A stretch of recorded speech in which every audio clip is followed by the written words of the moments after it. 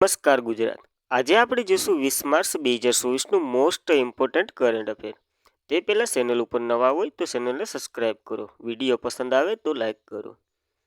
તાજેતરમાં orders manufacturing day ક્યારે ઉજવવામાં આવે છે? તો કે 18 માર્ચના રોજ આ દિવસ ઉજવવામાં આવે છે. તો તાજેતરમાં ઓર્ડર્સ મેન્યુફેક્ચરિંગ ડે 18 માર્ચના રોજ ઉજવવામાં આવ્યો છે. ખાલી ડેટ તરીકે યાદ રાખજો કે 18 માર્ચે મેન્યુફેક્ચરિંગ ડે ઉજવવામાં આવે છે. હવે માર્ચ મહિનાના તાજેતરના બધા જ દિવસોનું એકવાર રિવિઝન કરી લઈએ.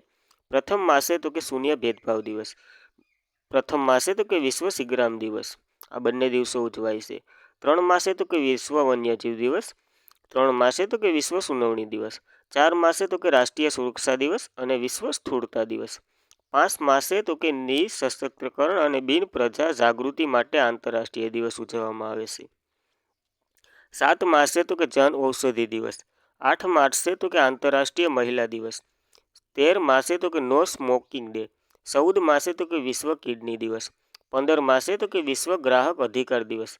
અને 15 માસે બીજો દિવસ તો કે આંતરરાષ્ટ્રીય ઇમોફોબિયન દિવસ. આ દિવસો ઉજવવામાં આવે છે. ત્યારબાદ 16 માસે તો કે રાષ્ટ્રીય રસીકરણ દિવસ. અને 18 માસે તો કે ઓર્ડન્સ ફેક્ટરીઝ ડે તરીકે ઉજવવામાં આવે છે. આ જે આપણી ફેક્ટરીઓ હોય, જે માલ સામાન રાખવાની, શસ્ત્ર રાખવાની જે ફેક્ટરીઓ, એના માટેનો એક દિવસ છે, તે ઉજવવામાં આવે છે 18 માર્ચના રોજ. તો તે યાદ રાખવું. તાજેતરમાં તેલંગાણાના રાજ્યપાલે રાજીનામું આપ્યું છે. તો તેલંગાણાના રાજ્યપાલ કોણ છે તે જણાવો. તો કે તમિલસાઈ સૌંદરરાજન તેલંગાણાના રાજ્યપાલ છે. તેલંગાણાના આ બીજા નંબરના રાજ્યપાલ હતા, કારણ કે 2014ના રોજ આંધ્રપ્રદેશમાંથી તેલંગાણા નવું રાજ્ય બન્યું હતું 2 જૂન 2014ના રોજ. ત્યારબાદ પહેલા નંબરના હતા નરસિંહ સિન્હા હતા અને બીજા નંબરના તમિલસાઈ સૌંદર્ય હતા. તેમણે હાલમાં જ રાજીનામું આપ્યું છે, તો તે ખાસ કરીને યાદ રાખવું. ત્યારબાદ ભારતના બધા જ રાજ્યના છે ને એક વખત રાજ્યપાલને રિવિઝન કરી લઈએ. તો કે આસામના તો કે ગુલબર્જ ચંદ્ર કટારિયા. બિહારના તો કે રાજેન્દ્ર વિશ્વનાથ આર્ડેકર. છત્તીસગઢના તો કે બિશ્વભૂષણ હરિચંદ્ર. ગોવાના તો કે PS શ્રીધરન પિલ્લે હતા. ગુજરાતના તો કે આચાર્ય દેવવ્રત હતા. હરિયાણાના તો કે બંડારુ દત્તાત્રેય હતા. હિમાચલ પ્રદેશના તો કે શ્રી પ્રતાપ શુક્લ છે. ઝારખંડના તો કે CP રાધાકૃષ્ણ છે. કર્ણાટકના તો કે થાવરચંદ ગેહલોત છે. કેરળના તો કે આફિદ મોહમ્મદ ખાન છે. મધ્યપ્રદેશના તો કે મંગુભાઈ પટેલ છે. આંધ્રપ્રદેશના તો કે જસ્ટિસ S અબ્દુલ નઝીર છે. અરુણાચલ પ્રદેશના KT પરનાયર છે. અને મહારાષ્ટ્રના તો કે શ્રી રમેશ બેસજી છે. મણિપુરના તો કે અનુસુઈ ઉઇકે છે. મેઘાલયના તો કે ફાગુ ચૌહાણ છે. મિઝોરમના તો કે કંભમતી હરિબાબુ છે. નાગાલેન્ડના તો કે લા ગણેશમ છે. ઓડિશાના તો કે રઘુબર દાસ છે. પંજાબના તો કે બનવારીલાલ પુરોહિત છે. રાજસ્થાનના તો કે કલરાજ મિશ્રા છે. સિક્કિમના તો કે લક્ષ્મણ પ્રસાદ આચાર્ય છે. તમિલનાડુના તો કે RK રવિ છે. તેલંગાણાનો તો તમિલસાઈ સૌંદર્ય છે. તેમને હાલમાં જ રાજીનામું આપ્યું છે, તો હવે એ આજનો રીતો ચાલશે. ત્રિપુરાના તો કે ઇન્દ્રસેન રેડ્ડી નલ્લુ છે. ઉત્તર પ્રદેશના તો કે શ્રીમતી આનંદીબેન પટેલ છે. ઉત્તરાખંડના તો કે જસ્ટિસ ગુરમીત સિંહ છે. પશ્ચિમ બંગાળના તો કે CV આનંદ બોઝ છે. આ બધા જ રાજ્યપાલ વિશે આવી રીતના રિવિઝન એક વખત કરી લીધું. યાદ હોય તો બેસ્ટ છે, ને નો યાદ હોય તો આનું રિવિઝન કરતા રહેજો, તો તમને યાદ રહી જશે. મારી સાથે જોડાયેલા રહો, એની આપોઆપ યાદ રહી જશે. માર્ચ 2024ના રોજ વૈશ્વિક આધ્યાત્મિક કોન્ફરન્સનું આયોજન ક્યાં કરવામાં આવ્યું હતું? તો કે આ હૈદરાબાદમાં યોજાઈ હતી વૈશ્વિક કોન્ફરન્સ. 2024ની વૈશ્વિક આધ્યાત્મિક કોન્ફરન્સનું આયોજન હૈદરાબાદ ખાતે કરવામાં આવ્યું હતું. વૈશ્વિક આધ્યાત્મિક પરિષદ હૈદરાબાદના તેલંગાણામાં 14થી 17 માર્ચ સુધી ચાલશે. હૈદરાબાદ સ્થિત વિશ્વનું સૌથી મોટું ધ્યાન કેન્દ્ર કન્હા શાંતિ ભવન ખાતે આનું આયોજન કરવામાં આવશે. આ કાર્યક્રમમાં ભારતના રાષ્ટ્રપતિ દ્રૌપદી મુર્મુએ ભાગ લીધો હતો અને ઉપરાષ્ટ્રપતિ જયદીપ ધનખડે આ સત્રને સંબોધન કર્યું હતું. આની થીમ શું છે? તો કે આંતરરાષ્ટ્રીય શાંતિ દ્વારા વિશ્વની શાંતિ. આયોજન કોણ કરે છે? તો કેન્દ્ર સાંસ્કૃતિક મંત્રાલય હાર્ડ ફૂડ નેશન સંસ્થા દ્વારા આનું આયોજન કરવામાં આવે છે. ત્યારબાદ હૈદરાબાદનું તાજેતરમાં જેટલું પણ કરંટ અફેર ઘટ્યું છે તેના વિશે એક નજર કરી લઈએ.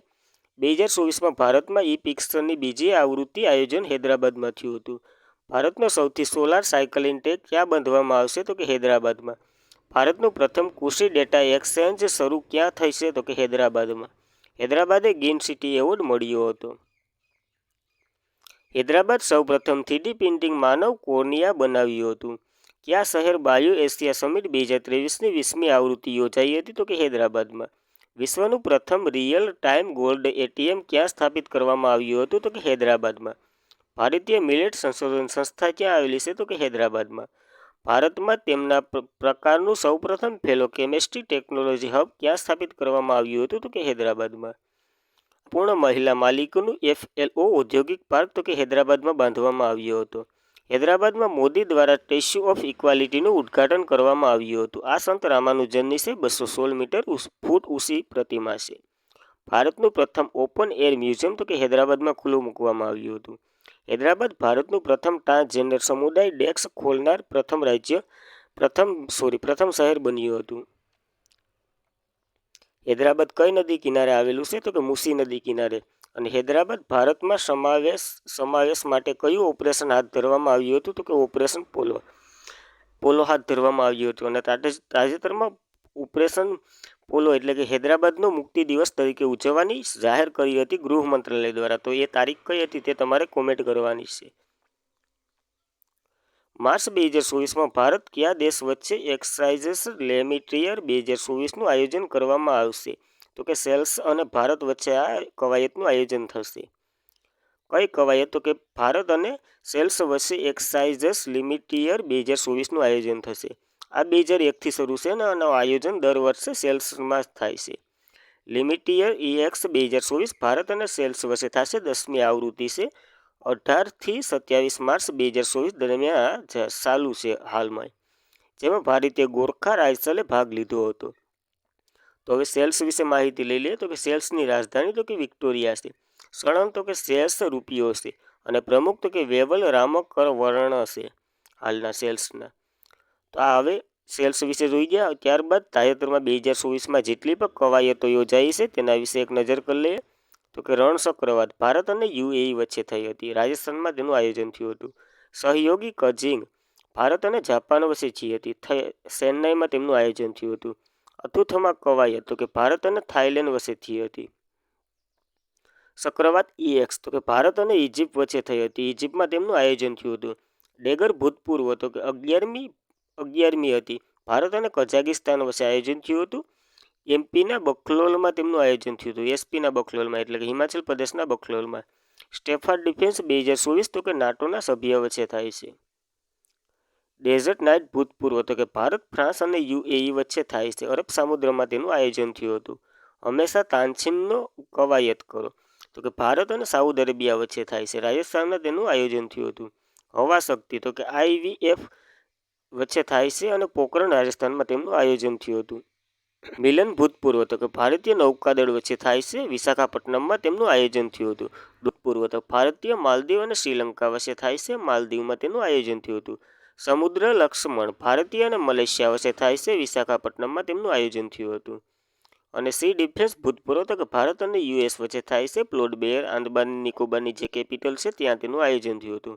કટલેસ એક્સપ્રેસ એક્સ તો કે INS તીરે તેમાં ભાગ લીધો હતો. 16 દેશો વચ્ચે થાય છે. એ પણ સેલ્સમાં જ યોજાઈ હતી. તો આ બે તાજેતરની સેલ્સની કવાયતો યાદ રાખવી. ત્યારબાદ તાજેતરમાં પુરુષ વર્ગમાં ઇન્ડિયન વેલ્સ ટેનિસ ટાઇટલ કોણે જીત્યું છે? તો કાર્લોસ અલ્કરાજે આ ટાઇટલ જીત્યું છે. તાજેતરમાં પુરુષ વર્ગમાં ઇન્ડિયન વેલ્સ ટેનિસનું ટાઇટલ કાર્લોસ અલ્કારાઝે જીત્યું છે. કાર્લોસ અલ્કારાઝ સ્પેનના ખેલાડી છે. ઇગા સ્વિટેકે મહિલા કેટેગરીમાં આ ટાઇટલ જીત્યું છે. કયું? તો કે ઇન્ડિયન વેલ્સ ટેનિસનું ટાઇટલ. તાજેતરમાં ટેનિસ સાથે સંકળાયેલી એક રમત યોજાઈ હતી ઓસ્ટ્રેલિયન ઓપન. તેમાં તો કે અરીના આલ્બોટ બેલાસાના છે તે પુરુષમાં હતા અને જેંક કિવાવેન તે ચીનના મહિલા ખેલાડી હતા. આ બેએ તે ટાઇટલ જીત્યું હતું. અને મેચ ડબલમાં તો કે રોહન બોપન્ના અને મેથ્યુ એડબલ એને આ ટાઇટલ જીત્યું હતું. તો આ ટેનિસ સાથે સંકળાયેલા ટાઇટલો છે તો યાદ રાખવા. તાજેતરમાં સંગીત કલાનિધિ પુરસ્કાર માટે કોની પસંદગી કરવામાં આવી છે? તો કે TM કૃષ્ણમસાણની પસંદગી કરવામાં આવી છે. સંગીત ક્ષેત્રનો એવોર્ડ. તાજેતરમાં સંગીત કલાનિધિ પુરસ્કાર TM કૃષ્ણમની પસંદગી કરવામાં આવી છે. 2024માં સંગીત એકેડેમી સંગીત કલાનિધિ પુરસ્કાર પ્રખ્યાત કર્ણાટક ગાયિકા અને મેગ્નેસ પુરસ્કાર વિજેતા થોડુબ મદાપુવી કૃષ્ણમને આપવામાં આવ્યો છે. આ TM કૃષ્ણમનું ફૂલ ફોર્મ છે થોડુમ મદાપુસી કૃષ્ણમ. થોડુંક અટપટું છે. કર્ણાટકના સંગીત માટે ઓસ્કારની સમકક્ષ ગણવામાં આવે છે આ એવોર્ડ. કયો એવોર્ડ? તો કે નિધિ પુરસ્કાર, સંગીત કલા નિધિ પુરસ્કાર. પુરસ્કાર ચેન્નાઈ સંગીત એકેડેમી દ્વારા આપવામાં આવે છે અને ડૉક્ટર નીતા પ્રસાદને નૃત્ય કલા નિધિ પુરસ્કાર 2024 પ્રાપ્ત થયો હતો. એ પણ આના દ્વારા જ આપવામાં આવે છે. પુતિન તાજેતરમાં રશિયાના રાષ્ટ્રપતિ તરીકે ચૂંટાયા છે. તો આ કેટલામાં નંબરના છે? સોરી મિત્રો, પ્રિન્ટ મિસ્ટેક થઈ ગઈ, તો થોડુંક હકાવી લેજો. તો આ 5મી વખત રશિયાના રાષ્ટ્રપતિ બન્યા છે. વ્લાદિમીર પુતિન તાજેતરમાં રશિયાના 5મી વખત ચૂંટાયા છે. તે 78% મતદાન સાથે ચૂંટાયા છે. તો ખાસ કરીને યાદ રાખવું. રશિયાની સંસદ તો કે ફેડરેશન એસેમ્બલી તરીકે ઓળખવામાં આવે છે. તેનું ઉપલું ગૃહ તો કે ફેડરેશન કાઉન્સિલ અને નીચલું ગૃહ તો કે લોક કાઉન્સિલ તરીકે ઓળખવામાં આવે છે. એને ડુમા તરીકે ઓળખવામાં આવે છે. તો આ રશિયાની સંસદ વિશે આગળ પ્રશ્ન પૂછાઈ ગયા, તો ખાસ કરીને યાદ રાખવું. હાલના રાષ્ટ્રપતિ તો કે વ્લાદિમીર પુતિન બન્યા છે. હવે તાજેતરની બધી જ નિયુક્તિ એક વખત રિવિઝન કરી લે. તો કે પેલેસ્ટાઇનના નવા પીએમ તો કે મોહમ્મદ મુસ્તફા. હંગેરીના રાષ્ટ્રપતિ તો કે તમાસ સુકલિયાક. પાકિસ્તાનના પીએમ તો કે શાહબાજ શરીફ. પાકિસ્તાનના રાષ્ટ્રપતિ તો કે આસિફ અલી ઝરદાસી. ઇન્ડોનેશિયાના રાષ્ટ્રપતિ તો કે પ્રબોધ સુબિડોટો.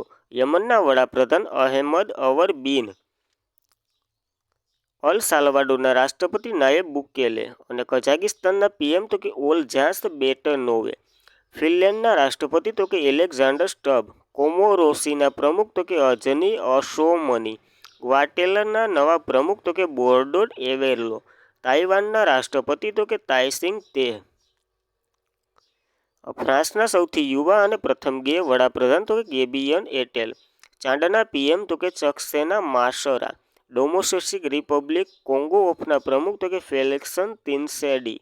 હવે આ તાજેતરની બધી જ નિયુક્તિ જોઈ ગયા. ત્યારબાદ તાજેતરમાં સર રિચર્ડ હેડલી મેડલ મેળવનાર સૌથી યુવા ખેલાડી કોણ બન્યા છે? તો કે રશીદ રવિન્દ્ર બન્યા છે તાજેતરમાં આ મેડલ મેળવનાર સૌથી યુવા ખેલાડી. સર રિચર્ડ હેડલી મેડલ મેળવનાર સૌથી યુવા ખેલાડી તો કે રશીદ રવિન્દ્ર બન્યા છે. ન્યૂઝીલેન્ડના Rashid Ravindra Sir Richard Hadlee medal મેળવનાર સૌથી યુવા અને નાની વયના ખેલાડી બન્યા છે. તેઓએ એવોર્ડ 2024 વર્ષની ઉંમર હતી. રવિન્દ્ર 2023માં ICC emerging player of the month તરીકે પણ પસંદ કરવામાં આવ્યા છે. તો આ સચિન રવિન્દ્ર વિશેનું કરંટ અફેર જોઈ ગયા. ત્યારબાદ ન્યૂઝીલેન્ડના male cricketer of the year award પણ મળ્યો છે એમને. સર રિચર્ડ હેડલી મેડલ 2011 ન્યૂઝીલેન્ડના ક્રિકેટર દ્વારા સ્થાપિત કરવામાં આવતો વાર્ષિક પુરસ્કાર છે. તેનું નામ ન્યૂઝીલેન્ડના ક્રિકેટર સર રિચર્ડ હેડલીના નામ પર રાખવામાં આવ્યું છે. તો આ એવોર્ડ વિશે માહિતી લીધી. ત્યારબાદ તાજેતરમાં ચૂંટણી પંચના વિકલાંગ વ્યક્તિઓની રાષ્ટ્રીય ચિહ્ન તરીકે કોની પસંદગી કરવામાં આવી છે? તો કે શીતલ દેવીની પસંદગી કરવામાં આવી છે ચૂંટણી પંચ દ્વારા.